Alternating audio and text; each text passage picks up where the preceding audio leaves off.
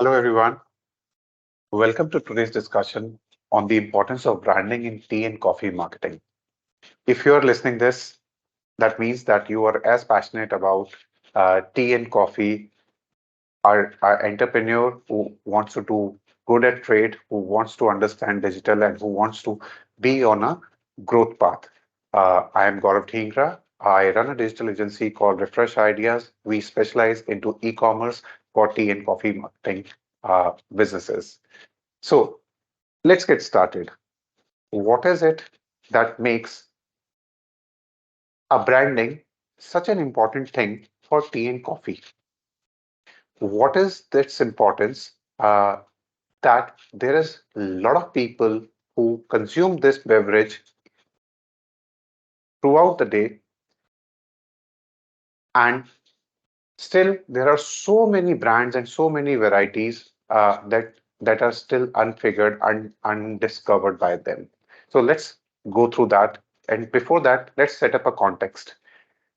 Post pandemic, there is a very encouraging thing happened, which was basically a lot of confidence people across the world have basically garnered about online buying, online finding products without leaving the comfort of their homes. And that confidence, what we are seeing, is a boon for tea and coffee business all across the world, irrespective of the size of the business, irrespective of the years of operation in the business. If you have a legitimate, important, valuable product, people are ready to experiment. There is someone somewhere who is ready to experiment, who is ready to take that, raise their hand and say, okay, let me say cheers to this particular cup. What will happen? Maybe I will not like it, but the chances are I am already impressed by the product and the positioning and the packaging and the description, that the chances are I might end up liking it. So when we talk about branding, the number one things it helps for any tea and coffee business is that it helps customers to recognize your business. Let's dwell a little deep into this statement because it's a very simple statement. Recognize your business. What does recognition means?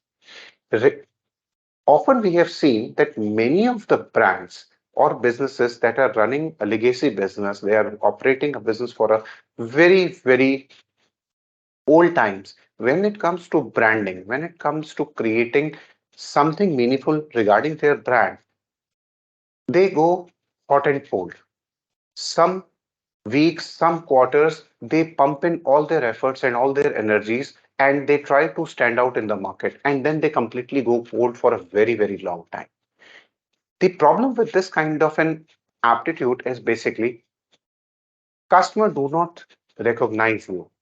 Branding is like a sprinkling of water every day on your plants that they start nurturing, they start recognizing you. They understand your behavior, they understand what you stand for and what you offer to them. So, having that continuation relationship, your audience set is what creates your brand. So, number one thing which helps your business is it helps you them to recognize you. If they have seen you somewhere, if they have seen you in the top shelf of a Costco store, if they have seen you at Big Bazaar, or if they've seen you online on Amazon or on your website, they know that you are a settled business establishment, and they know that what promise you build with your bring with your products, and they're happy to experiment. Based on that, there is a very important thing which happens with this, that it helps you reach a larger target audience.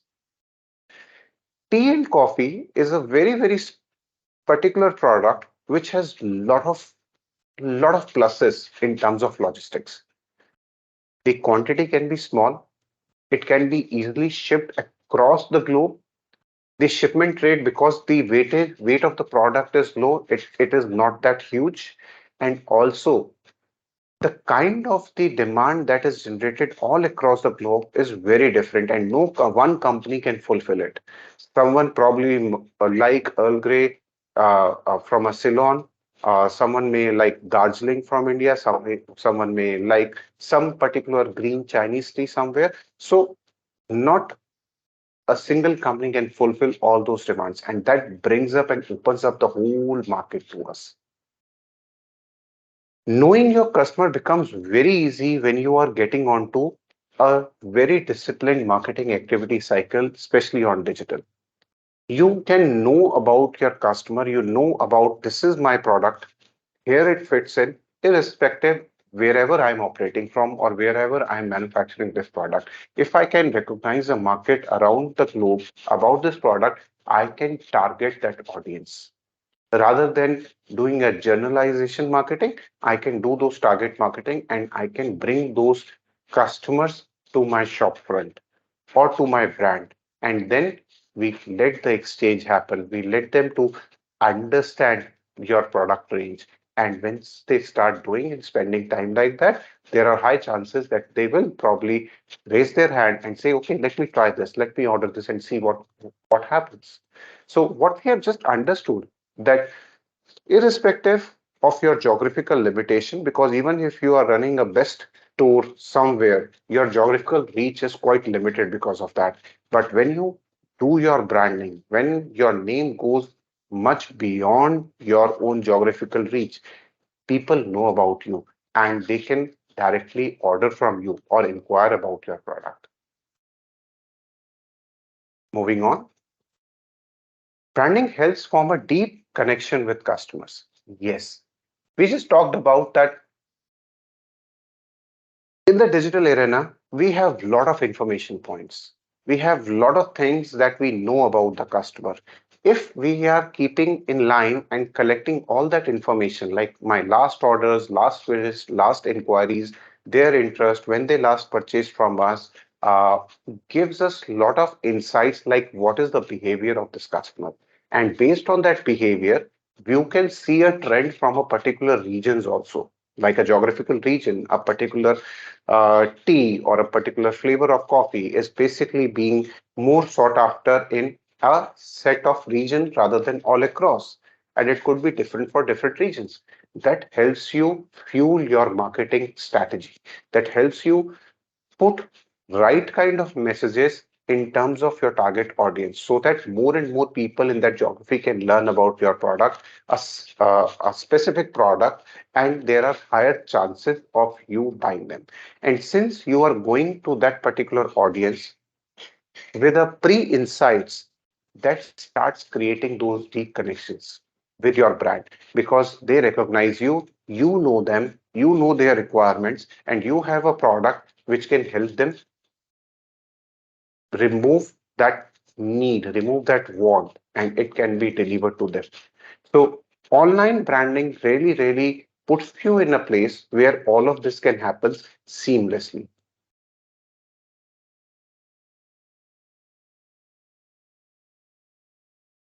Most importantly, in today's era of technology, we have the benefit of spreading our message in the most economical way. There are so many ways that my message can be spread out to people that I want. There could be WhatsApp integration with messages. There could be emailers. That could be your website publishing stories. It could be your LinkedIn. It could be your Instagram.